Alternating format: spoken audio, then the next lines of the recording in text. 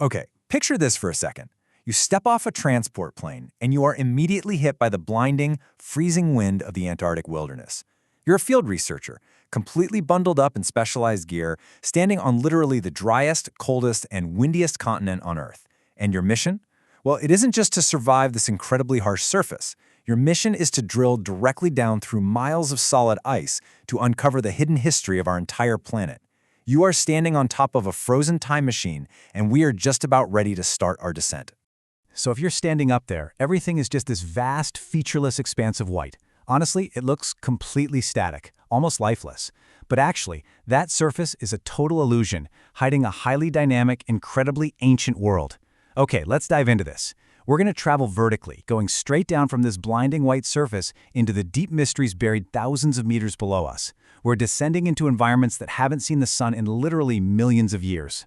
Guide your imagination downward with me for a minute. Digging into the ice here is quite literally traveling backward through geological time. Right at the surface, we have today's snow. But as we go deeper, the sheer, crushing weight of the ice compresses those layers into something called firn, which takes us hundreds of years back. Deeper still, the pressure creates the clathrate zone, locking away the atmosphere from 10,000 years ago. And at the very bottom, we can access ancient deep ice from over 1 million years ago.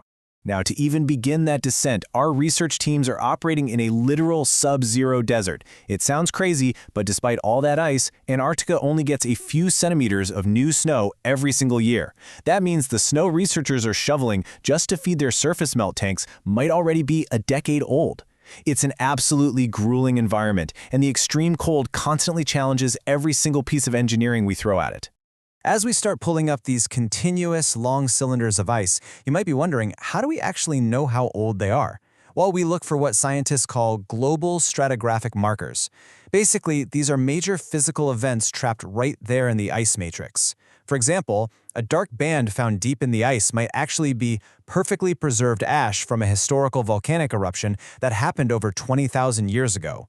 We can then cross-reference these unique chemical signatures with marine sediment cores to precisely date the layers. Think of these ice cores as the ultimate historical records. You know how you can count the biological seasonal growth rings of a tree to map out short-term history? Ice cores function in a really similar way. Ice that forms in the winter has a completely different texture and composition than summer ice, so we can literally read these visual and chemical shifts in the ice cores to track Earth's exact atmospheric conditions across millennia. And I absolutely love how paleoclimatologist Liz Thomas puts this. She says, Antarctic ice is the sky's memory.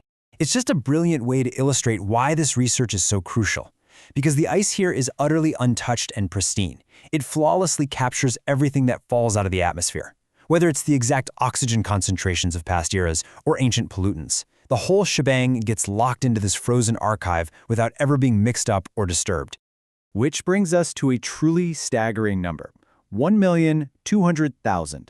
That is the age, in years, of the oldest continuous climate record ever extracted from deep ice. Just let that sink in. Down at these extreme depths, the immense weight of the ice sheet above compresses the layers so tightly that up to 13,000 years of our planet's history can be squeezed into a single meter of ice. So how do we unlock the secrets of this compressed history? The secret is in the trapped air bubbles.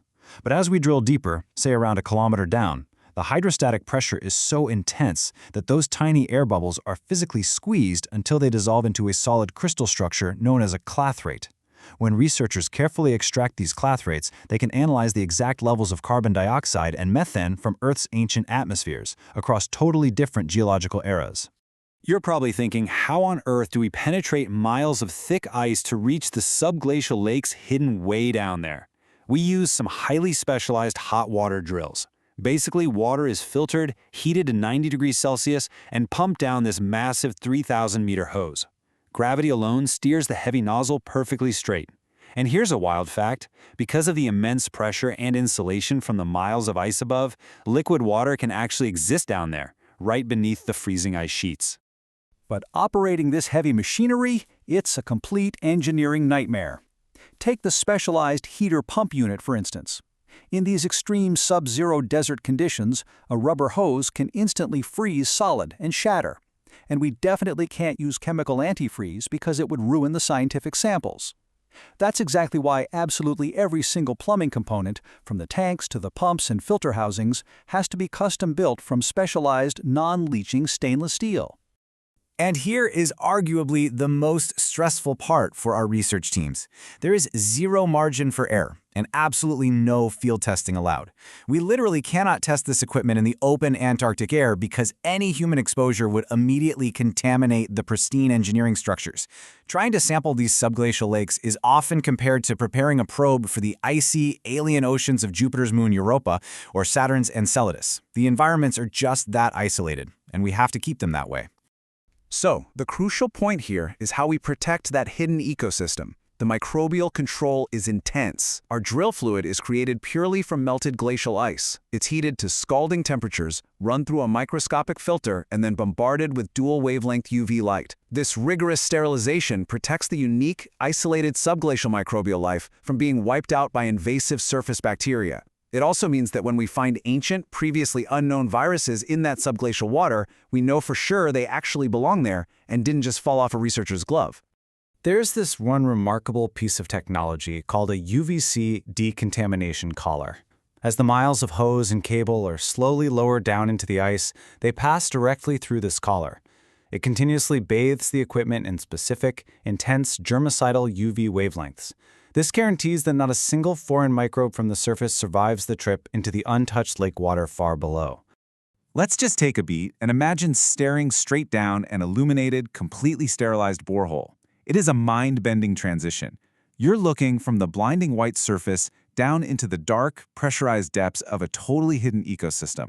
It's basically our clean, highly engineered doorway into a world that has been entirely cut off from the rest of the planet for millions of years. This doorway is also completely changing our understanding of the continent itself.